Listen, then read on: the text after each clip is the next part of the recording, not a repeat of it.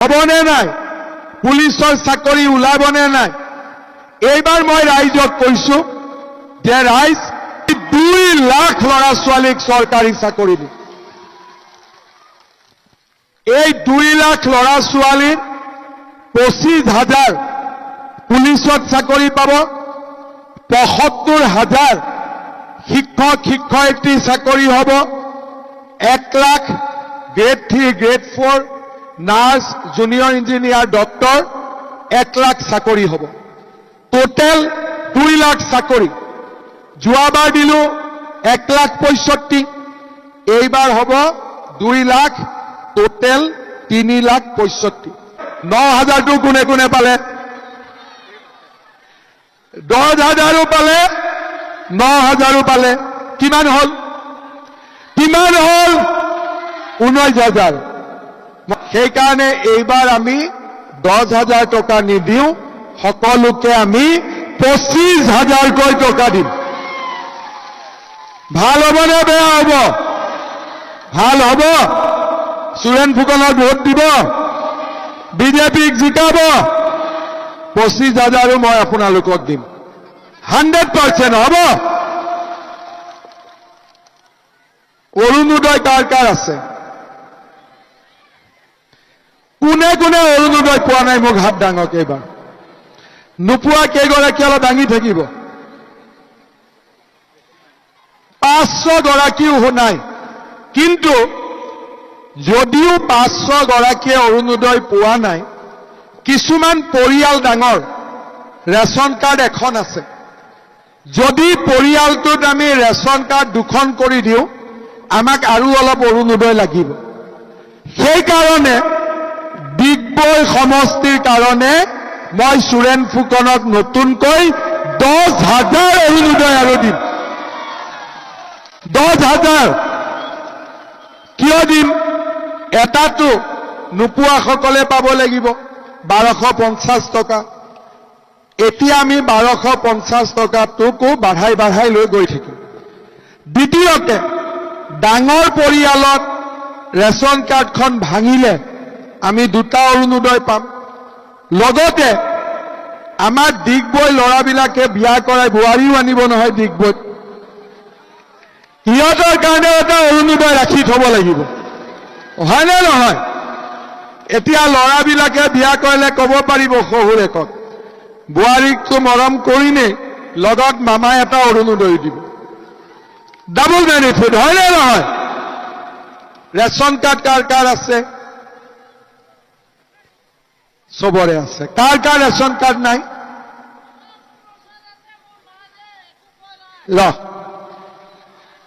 Ration card কাৰ কাৰ নাই?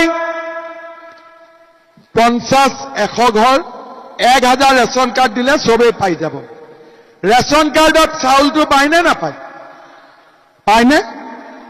দালি পায়, নিমখ পায়, চেনি পায়। দালিটো ভালনে বেয়া? ভাল, কমপ্লেইনটো নাই। চাউল পালো, দালি পালো, নিমখ পালো, চেনি পালো, আৰু কিবা লাগিব নেকি? আৰু কিবা লাগিব নেকি? মিঠাতেল লাগিব, চবকে মিঠাতেল লাগিব। আধা লিটাৰ দিলে হ'ব? আধা লিটাৰ দিলে নহ'ব, পুৰা 1 লিটাৰ লাগিব। ঠিক আছে, দিবতো লাগিব, চবেই খুজিছে যদি, হয়নে নহয়? এগৰাকী আইতাই মোক ক'লে যে মামা, দালিটো পাই আছো, নিমখ পাই আছো, চেনি পাই আছো, চাউল পাই আছো, তই তেল দিবি বুলি কৈছো যেতিয়াও তই দিবি, লগতে চাহপাতটো দি নিদিয় কিয়? মই বোলো এইটোতো বহুত পইচা লাগিব। ঠিক আছে আইতা, চৰকাৰখন ভাল কৰি চলক, প্ৰথমতে তেলটো দি লওঁ, তাৰ পিছত আৰু যি পাৰো বঢ়াই লৈ গৈ থাকিম।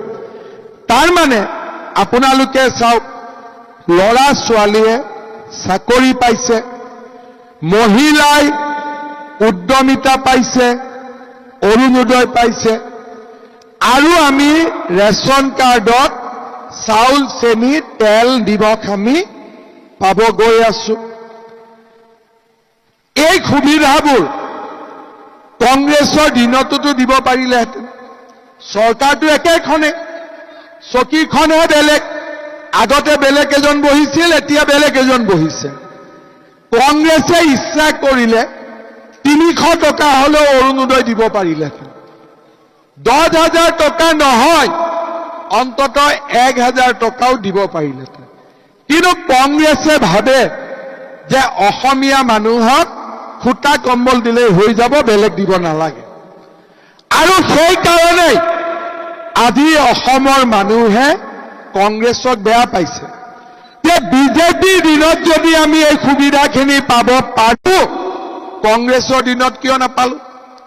তাৰ মানে কংগ্ৰেছে আমাৰ কাৰণে কাম কৰিব নোখোজে, আমি কংগ্ৰেছক ভোট নিদিওঁ।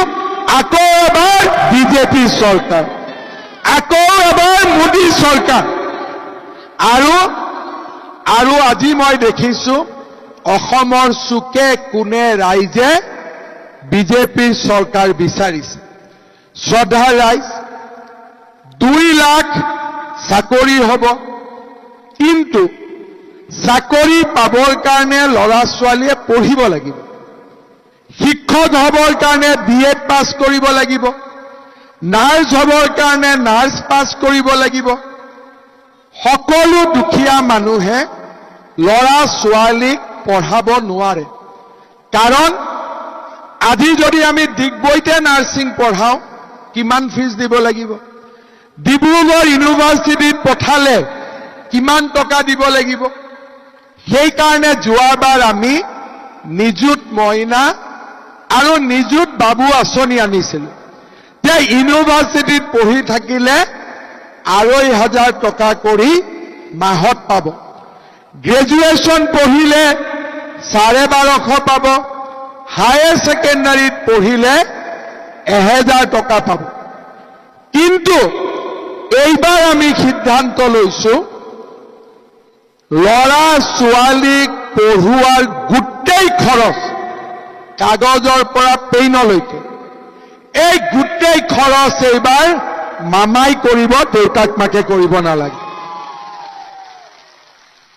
এইবাৰ দেউতাক মাকে ল'ৰা ছোৱালীৰ পঢ়াৰ খৰচ দিব নালাগে। চৰকাৰে KG to PG ল'ৰা ছোৱালীক পঢ়াৰ খৰচ দিব। শ্ৰদ্ধাৰ ৰাইজ, 2 লাখ ল'ৰা ছোৱালীয়ে চাকৰি পাব, কিন্তু বহুত যুৱক যুৱতী থাকি যাব যোনে চাকৰি নাপাব। আমি সেমিকণ্ডাক্টৰ আনিছো, ইউৰিয়া ফেক্টৰী, থাৰ্মেল পাৱাৰ, বহুত ল'ৰা ছোৱালীয়ে উদ্যোগত চাকৰি পাব। কিন্তু আমাৰ ল'ৰা ছোৱালীয়ে ব্যৱসায় বাণিজ্যও কৰিব বিচাৰে, কিন্তু বেংকৰ পৰা লোন নাপায়, বেংকে লোন নিদিয়ে। সেইবাবে যোৱাবাৰ আমি এটা আঁচনি আনিছিলোঁ, CM-AAA। আমাৰ ডিগবৈৰো 1000 ল'ৰা ছোৱালীয়ে এই আঁচনিটো পাইছিলে। চৰকাৰে 2 লাখ টকা দিয়ে, টকাটো ঘূৰাই দিব নালাগে, ব্যৱসায় বাণিজ্য কৰিব লাগে। এইবাৰ আমি যেতিয়া আশীৰ্বাদ যাত্ৰাত গলো, বহুত ল'ৰা ছোৱালীয়ে মোক ক'লে যে মামা, এই আঁচনিটোৰ পৰা লাভ হৈছে, 2 লাখ টকা বেংকত দিলে এতিয়া আমি লগত লোনো পাওঁ।